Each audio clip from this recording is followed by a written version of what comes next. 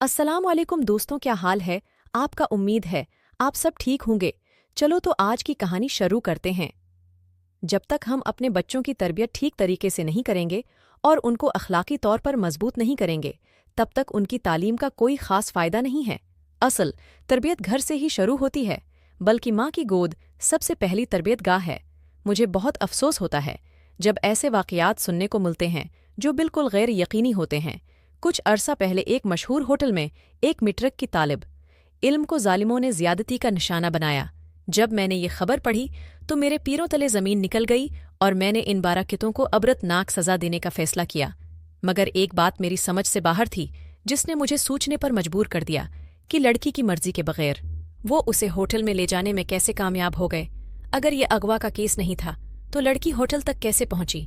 ये वो सवालात थे जो मेरे दिमाग में आ रहे थे और जिनका जवाब जानना बहुत ज़रूरी था। सबसे पहली बात जो मेरे सामने आई वो ये थी कि लड़की एक गरीब घर से ताल्लुक़ रखती थी, मगर वो बला की ज़हीन थी।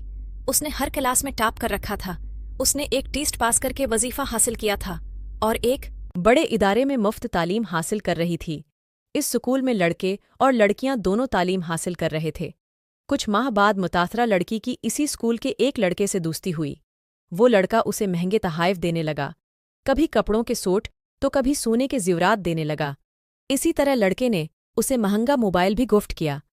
मैंने लड़की के वालिदैन से पूछा कि आपकी बेटी महंगे सोट पहनती थी, मोबाइल का इस्तेमाल करती थी, तो आपने कभी उसने नहीं पूछा कि ये सोट और मोबाइल कहाँ से आए हैं? उन्होंने जवाब दिया कि जब हम अपनी बेटी से पूछते तो वो कहती कि मेरी एक सहेली ने मुझे ये गिफ्ट्स दिए हैं। तफ्तीश से ये भी पता चला कि मुतासरा लड़की का दोस्त भी एक गरीब घर से ताल्लुक़ रखता था और स्कॉलरशिप पर तालीम हासिल कर रहा था।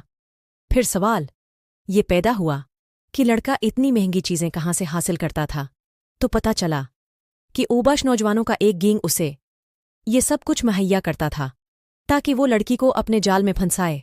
उन्होंने लड़के को एक बाइक भी खरीद कर दी थी। उसके अलावा वक्ताफोक उसे जीब खर्च भी देते थे ताकि लड़का खुश रहे और उनकी बात मानने से इनकार न कर सके।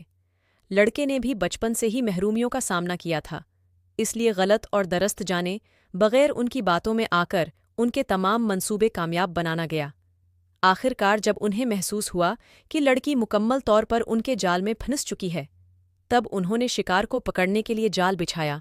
एक दिन मुतासरा लड़की को उसके दोस्त की तरफ से कॉल आई कि मैंने अपनी सालगिरह के मौके पर अपने तमाम दोस्तों को फलां होटल में एक शानदार पार्टी दी है, तुम्हें भी दावत दी जाती है।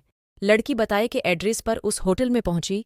सीसीटीवी कैमरों में देखा गया कि लड़की बहुत खुशगवार मॉड में दिखाई दी गई, मगर होटल में उसके क्लास फेलो नहीं बल्कि उन्हीं ओबाश नौजवानों का गैंग मौजूद था जिन्होंने मिलकर उसे अपनी हूस का निशाना बनाया। अब सोचने वाली बात यह है कि हम अपने बच्चों की तरबियत करने में नाकाम क्यों हैं। हमें उन्हें ये बताना चाहिए कि पैसा ही सब कुछ नहीं होता। उनके अंदर खुदारी का जज्बा पैदा करना चाहिए कि महंगे महंगे तहाइफ उनको मुतासिर न कर सकें। अगर आपके लड़के या लड़की के हाथ में 50-60 हज़ार का मोबाइल है तो खामोश न रहें, इस मामले में तशवीश करें।